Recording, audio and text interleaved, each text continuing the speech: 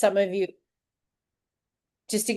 some background, I had the pleasure of meeting Julie earlier this year at the Tucson Festival of Books, where there is a genre-specific booth on adoption, which is organized by some wonderful people who live out there in Tucson. And so Julie and I both traveled in to be there. And I am late to community and late to adoption consciousness and the, kind of the entire adoption journey. When I got the idea to write my book, I started researching, of course, like, a great many of us do, and looking at other adoption books. And being an adoptee from the baby scoop era, the first book I picked up was The Girls Who Went Away. And then, of course, poof, mind blown. I then went looking for something else to read, and I stumbled on Julie's book, Twice a Daughter. And I told her when we were hanging out in Tucson, I said, your book meant so much to me because, first of all, it was such a well-told story. And it also helped me so much as a writer, because I think for a lot of writers, particularly those who are maybe venturing down the path of doing memoir, there's this fear, like, you know, why is my story good enough to tell? Why would anybody care about my story? Why would it matter at all? And that's the thing about Julie, is it was just simple and courageous and sweet and hard and painful and wonderful and all the things. And so I, for one, appreciated that as both an adopted person and then also as a fellow, at that time, very much struggling writer. So Julie, welcome and thank you so much. Thanks, Jean. And also a little shout out to all our little Tucson friends here on the call. It's so nice to see Diane's name and Marianne and Em. So great of everybody to be so supportive. I just want to react to one thing that you said that I think from all my conversations with adoptees and certainly writers is that why should anybody care about our story? And I think all of us that are thinking about writing about our adoption or our search and reunion or anything related to adoption, it's like, why should anybody care? And I think that sense of community that you're building here, but also we experienced when we were in Tucson, that sense of belonging is so important to adoptees and birth mothers and adoptive parents. We're in this little community together and we feel understood by one another. And that was one of the big things, as you mentioned, that came out of my first memoir, Twice a Daughter, which is about my twin sister and I. At 50, I had a health issue and needed to find my medical history. And we went on that path together for 5 years. Like you, I was not part of community. I was definitely coming out of the fog. And all of it was so bright and shiny new and so frustrating. And um, I felt like I was part of a larger community that I didn't even know was there. So, thanks for that introduction. Well, thank you. So you've written a total of 3 books. So talk about each one of those and how they relate to each other and how they're different. Well, Twice a Daughter obviously was the first one. It started in 2011 was when the actual story unfolded. Had the breast biopsy, wanted medical history, realized, all of the things about closed adoption. Fortunately for me at the time, in 2011, the state of Illinois was opening adoption records, and I was able to access some information that was again a roadblock or a brick wall, if you will. So that story took about 5 years to unfold. I ended up finding my birth mom. I found my birth father who didn't want any part of the whole thing, and a brother and a sister who I didn't know I had and have become really good friends as a result. In the meantime, in writing Twice a Daughter, I was blogging, I was publishing essays, and Twice a Daughter came out and I realized I have so much material that's not going to be in a book, a memoir.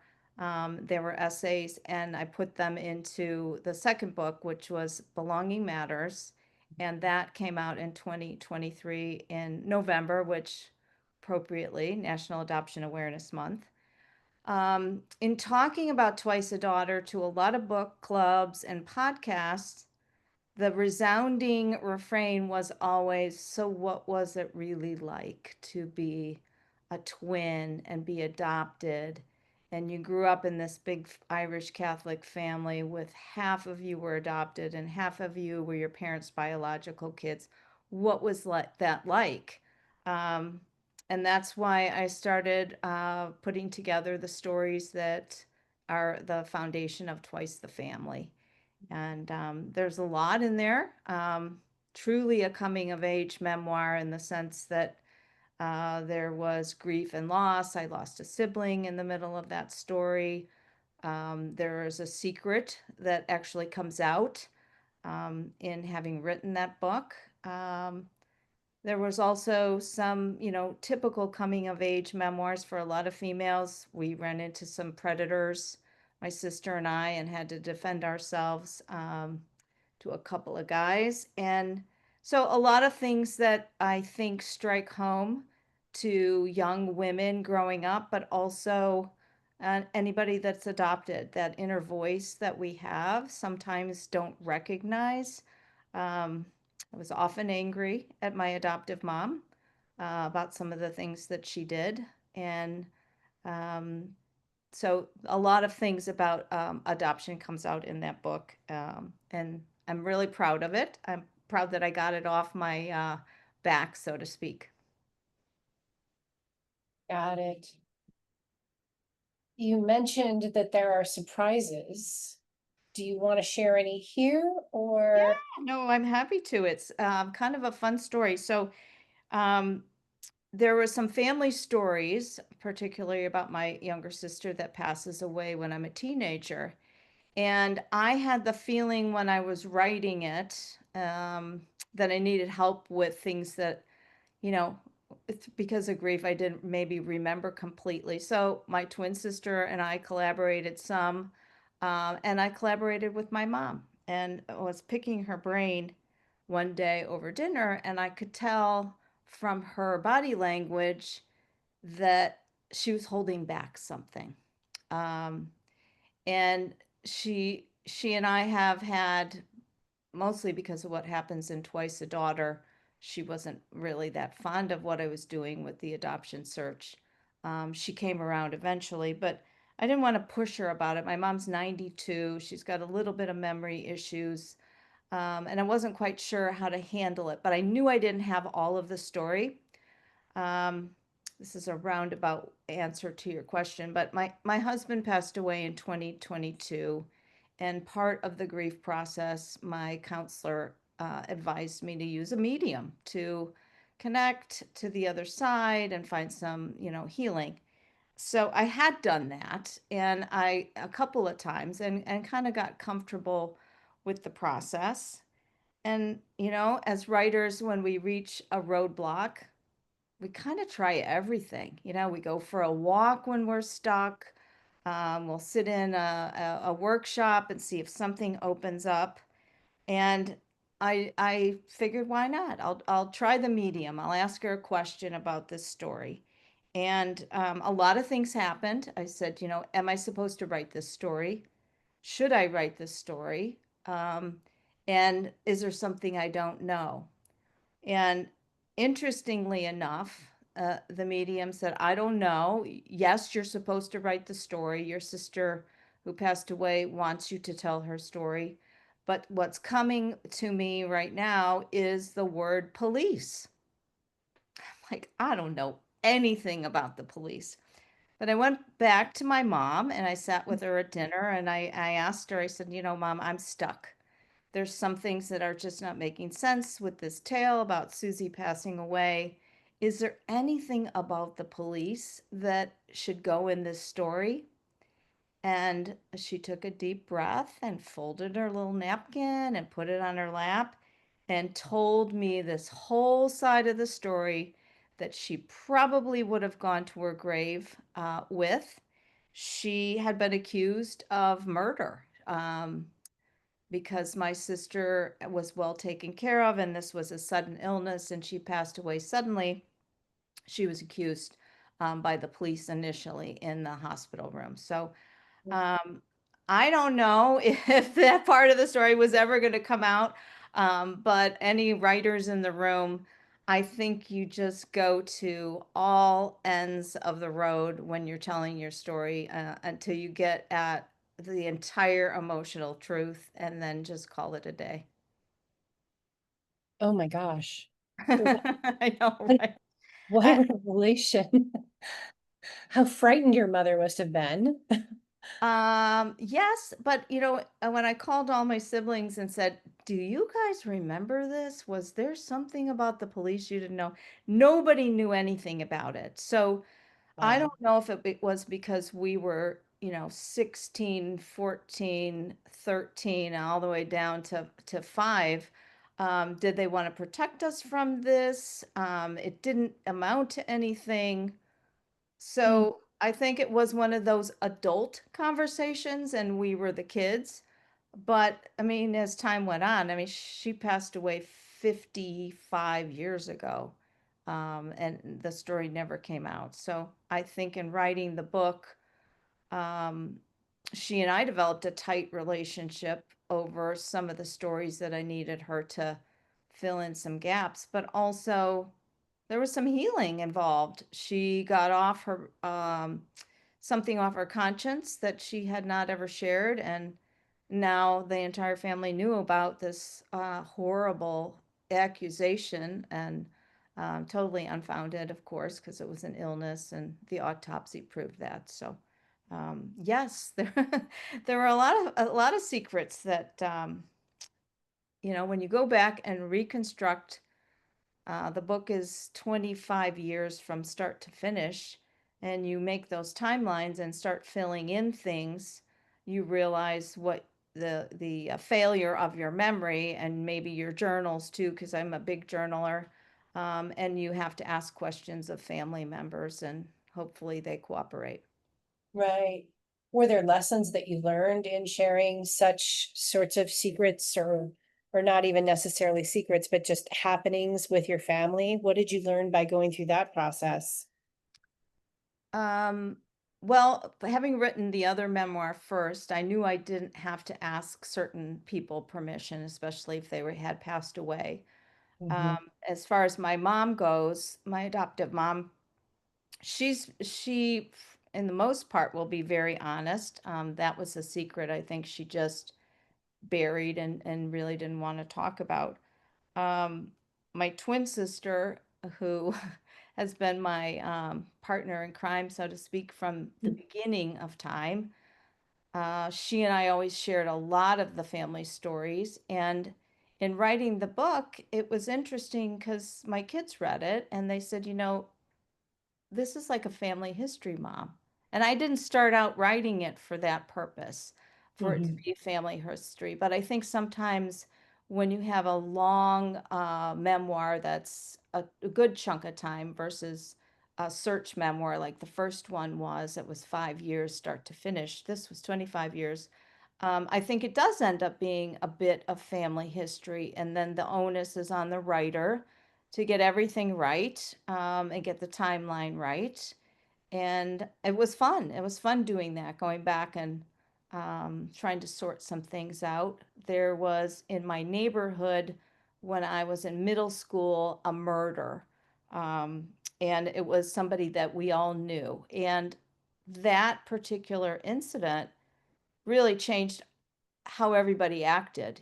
I grew up in that era, like most of you, where the street lights came on and you knew you had to go home. Other than that, we didn't have our cell phones. We weren't checking in repeatedly during the day. It just, you were roaming around on your bikes and you had your perimeters you couldn't go outside of, and the street lights came on and you went home. And so writing about that time in history was really fun, very Mhm. nostalgic. All the this nasty stuff we probably shouldn't have been eating, like Swanson's TV dinners and things like that. It was really fun to write about that, like pulling at my childhood, but then building in these family memories and also these things that happened in the community that really formed us. People started, because of the murder, people started locking their doors. People had been hanging out outside on their porches and talking with neighbors. And this fear, you could feel it. This fear entered the community until they did figure out who they thought had done it, and he was put on trial. Wow. Um, you've talked about, some of the ways that you've gathered material. Are there other sources other than just your family? Have you done other digging? How do you go about revealing these stories or finding the material? As I said, I was a big journaler, and I used a lot of the material from there. And then, as far as like the murder, there was a lot of newspaper coverage that I went back and read. There was also another community member who, this family, the parents went down in a plane crash, and there was a lot of journalistic material for that too. So I think Google has been our friend for people like me that have to go back in time and resurrect timelines. So that's been very helpful. Right, got it. And it's, I mean, again, to kind of pivot back to your family, there's telling your story with your family and there's publishing a book, and then there's talking about it to the outside world, both inside the adoption community and outside of the adoption community. What has that journey been like for you? It's interesting what people pick up on. You're either interested in the family element of it. A lot of people latch on to the twin aspect, which is really fun. But the adopted piece of it was most important to me, was that, that inner head voice of what was going on in my head as an adoptee in this family. And I come out with this realization that if my if my mom and dad had had some information about our birth relatives, I think my teenage self would have been a lot fairer to my adoptive mom. Um, I didn't have any relationship, of course, because of closed adoption with my birth mom, didn't know anything about her. And we were always fantasizing, my sister and I, about who she was, who our birth father was, what the situation was. And I've come to know that, fantasy is a big factor in adoptees when we don't have information. We piece together the story that we like that makes us sleep better. And I think if I would have had more information, I wouldn't have been so tough on my adoptive mom. And, I was always putting my birth mom on a pedestal. My mom had a really good screaming voice. And I, for some reason, decided that my birth mom was probably not a screamer. And I think if I would have had some kind of relationship with her, it would have been fairer to my mom as a mother. And so I have some regrets about that. Hmm, yeah. Have you been able to work through any of that with her since writing? I think since I met my birth mom and found out who she was, and I know her personality, and I realized, that definitely was a failing of the system to have not provided us with information to be able to judge what was working and not working as far as family and belonging. Right, right. What do you want readers to gain most from reading your book? Um, Mostly an understanding of what it's like to be a twin, but also what it's like to be an adoptee from the era of no information can be shared. You can't know your identity. You're going to have to fantasize about it and figure it out until the rules change, if they do. Um, On the other hand, the other issue in the book that I raise very strongly is about infertility. My parents' infertility led them to adopting the three older set, the top half of our family. And then biology kicked in, and my mom had three more kids. But she still had infertility issues in between that. She lost a stillborn baby. My youngest sister had some pretty substantial health issues, which ultimately led to her death. And I think the understanding of infertility firsthand as the older child growing up in the family was front and center. And it was heartbreaking to witness how earnest my parents were in trying to put together this American family, which, you know, we all know from that particular time period, that's what societal values were. Build the big family, especially if you were Catholic, build the big family. And there was so much pressure on them to build a family, however they chose to do it. And society was tough on the birth moms at the same amount period of time.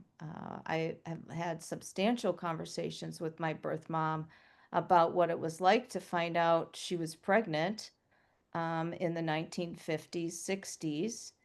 She couldn't hold a job if she was pregnant, and my birth father wouldn't marry her, which meant she was stuck. So, a lot of those things, if we don't write about them, if we don't talk about them, where we are in society, which is a much better place when it comes to openness and adoption, people would lose that knowledge of how far we've come. That's a really, really, really good point. What do you want people to know about you that maybe we haven't covered? I think the biggest realization for me in writing both of these books is how fortunate I was in being adopted with my twin sister. Catholic Charities, that is a had always been a firm policy of theirs, never to separate children that were part of multiples. I took that for granted from the very beginning. Of course, I have this person that looks like me. And definitely that was a big advantage to me to have a full sibling that I grew up with despite being adopted.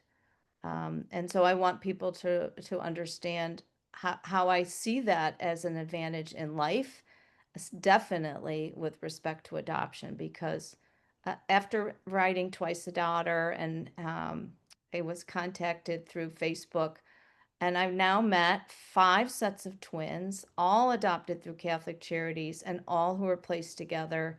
And so that bond, you know, that we share as twins and having grown up with our full sibling, is something all of us appreciate, which is kind of a cool thing. Yeah, it is. I remember feeling that way even when I was reading the book. I thought, as an adopted person, I was like, wow, how cool would that to be to have at least one other piece of your biology with you along for the ride.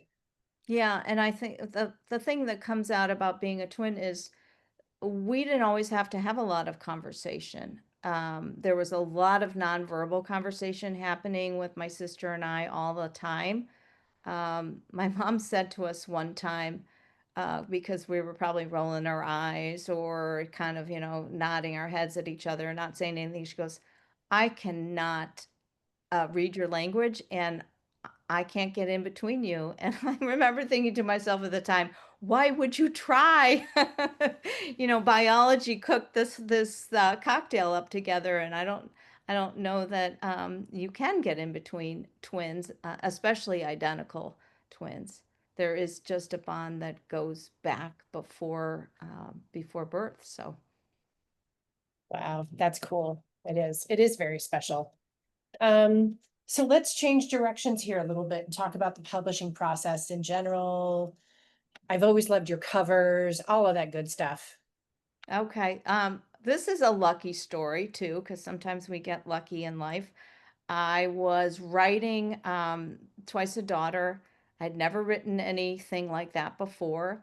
And I signed up for a course that Brooke Warner and Linda Joy Myers, who's the president of National Association of Memoir Writers, the class was Write Your Memoir in 6 months. And I made great progress with it, but I had to take it twice because I wasn't done.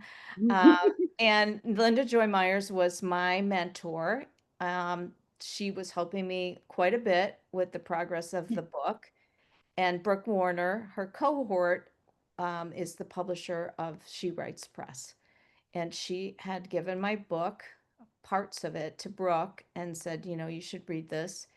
I went to the San Miguel Writers Conference, and Brooke was there at a session, and I went up and talked to her afterwards, and she said, "No, I know who you are, and I want to publish your book." So I lucked into this the whole thing. I didn't have to look for an agent. I was so anxious to get this story out there about finding my brother and sister and finding my medical history and the importance of all of that. I didn't want to take 3 to 5 years, go through an agent and do the traditional model. She Writes Press is a hybrid publisher, so you do pay a fee.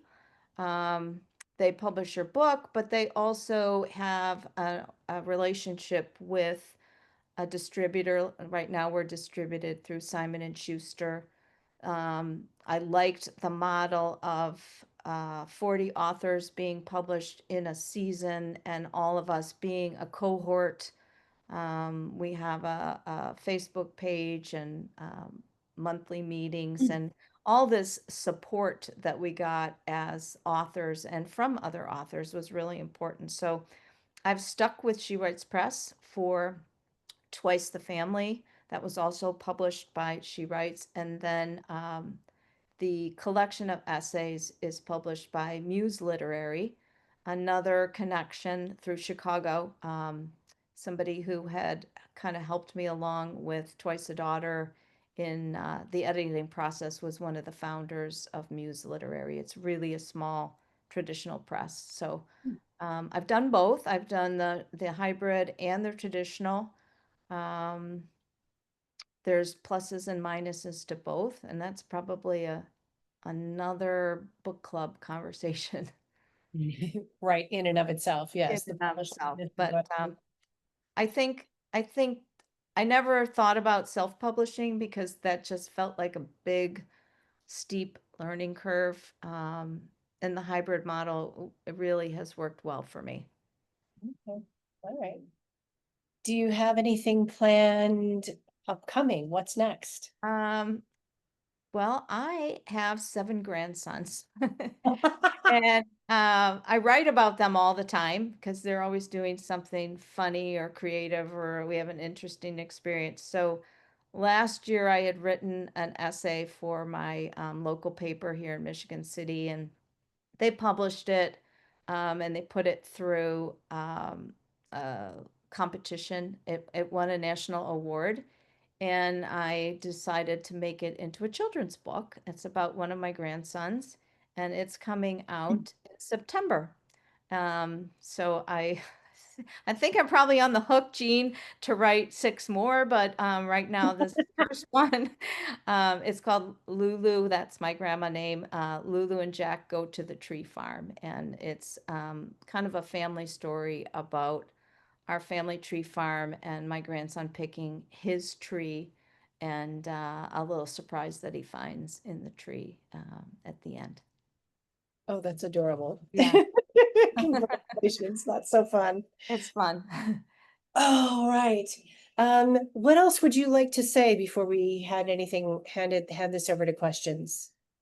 Any? Well, one of the reasons that I so love the experience at the Tucson Book Festival that Diane pulled us all together and all these podcasts and book clubs is just the opportunity to have the conversation about what my adoption experience was like. And I love to hear about what other people, what has happened to them too. And I think by talking about our experiences, we improve the conversation. There's a lot of myths, as we know, about adoption, mostly that it's this beautiful thing, and it is a beautiful thing, but it's not a perfect, beautiful thing. And so, talking about those myths that really need to be debunked, you know, I think adoptive parents, uh, in the case of my mom, she thought that she was always going to be the mother. And for some reason, I think she forgot that there was another mother. Her reaction to me finding my birth mom when I was in my 50s um, was troubling, but it was out of fear. And the conversation that we had and that I have had with a lot of people because of that book um, was an important one. She was told that you are now these children, you are their mother. On the other side of that equation, my birth mom was told no one will ever find out, no one will ever know. So the day I came looking for her, she was mad. She was mad because what Catholic Charities told her, that this secret would always be a secret, in fact became untrue. So some of the things that adoptive parents and birth mothers that were told back in the day, they wanted not to have changed. And so assimilating the news of an adoption search and that, your birth daughter wants to get to know you or your daughter wants to know her birth mother were things that we had to work through. And writing about that, I think, is very important um, to educate people, educate other adoptees. These are the things that could happen to you if you do an adoption search and reunion and your parents aren't in favor of it. This is what you could happen to you if you find a reluctant birth mother. There's pitfalls to it. So the more of us that write about our stories, we in effect pave the way for other adoptees that are thinking about doing what we have done, and they're better prepared. Um, for me, DNA wasn't something that was helpful. No, none of my birth relatives back in 2010 and 2011 had signed up for Ancestry or 23andMe. I was matching with third, fourth, and fifth cousins. It wasn't helpful. But for other people now, they match with birth relatives right away, and they don't have the benefit of the counseling or having done the preparation that your book, Jean, is preparing people for. Certainly, Marianne, who was, I think she's still on the call. Those books are so important for people to prep themselves for what could possibly happen to me when I'm going to look for my birth parents, or birth mothers looking for their birth child. What could possibly happen? Well, there's a lot of things that could happen. It's not going to be an easy road. So I think the more of us that share our stories, share our viewpoints, collectively share knowledge, the better that we're serving our community. Wow, I could not agree more. Thank you so much. That's well said. Well said. Why don't we go ahead and open this up for questions now? We can